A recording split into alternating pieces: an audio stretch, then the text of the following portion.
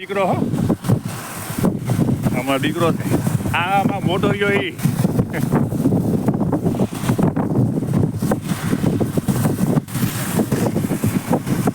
ખબર હોત કે અહીંયા હે તો હું બૂટ પહેરીને આવે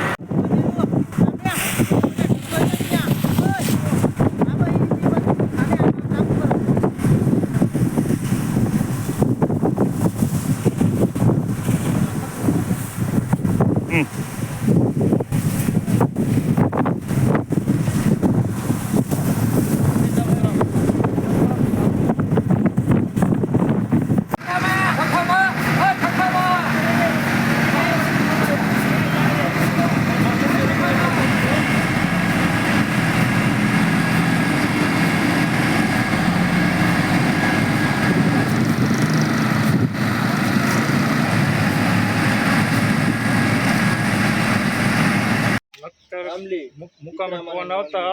એગ્રો મિલ માં આગ લાગતા ઢગલા આપણે પડેલા આપણે જીરાના ભૂસાના એવા ઢગલા પડે અમારે ફોન આવતા તાત્કાલિક ફાયર લઈને લખતર મુકામે પહોંચેલ પાણીનો મારો ચાલુ છે અમારે અત્યારે ને આગ જે કંટ્રોલમાં છે થોડી અમારા દેવાનભાઈ દુધરેજિયાની માર્ગદર્શન મુજબ અમે ફાયર લઈને આવેલ લખતર મુકામે ને આગને કંટ્રોલમાં રાખેલ છે હજી